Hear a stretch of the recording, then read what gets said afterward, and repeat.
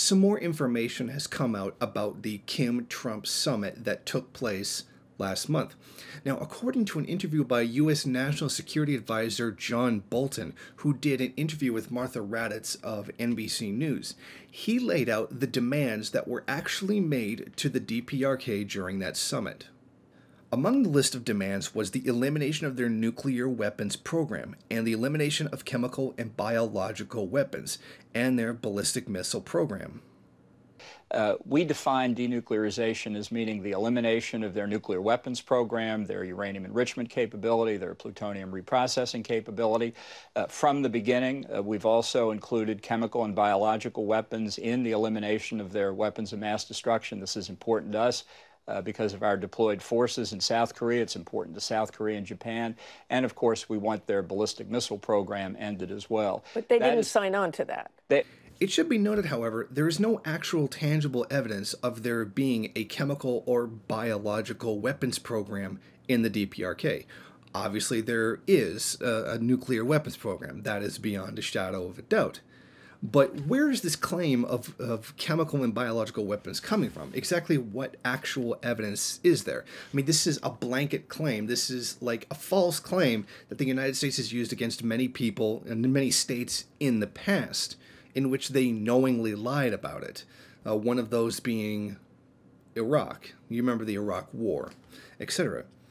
However, the DPRK has been very insistent that the U.S. must remove sanctions against the country before they're willing to cooperate and carry through the effort of dismantling nuclear sites and alleged chemical and biological weapons programs.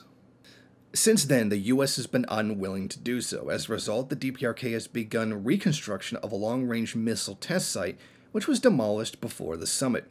Newer satellite photos suggest that a new missile or satellite launch may take place soon. The increased activities around a site known as Samundong, where the DPRK assembled most of its ballistic missiles and rockets.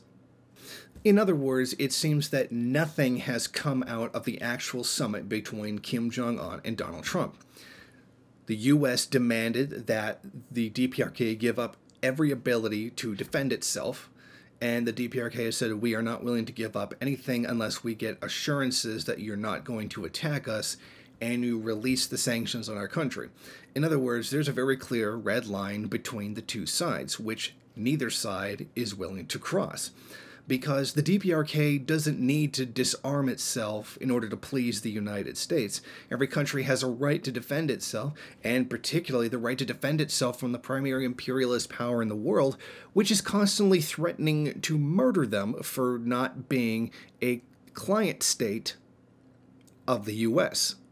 So what we have here is a very obvious red line where neither side is going to give in, but we are constantly told that, oh, it's the DPRK not willing to come to the table and make a concession and agree to certain things in order to decrease tensions. Well, they want the DPRK to completely dismantle everything that they have in order to defend themselves. And that's very obviously not going to happen. The DPRK didn't spend all this time building up a means of defending themselves just to simply abandon it because the U.S. wants them to. And that's the part, the very important part, that is being ignored by all of this. Thank you for watching. If you like this program, then please head over to my Patreon page and set up a monthly donation. It's your donations that keep this program running.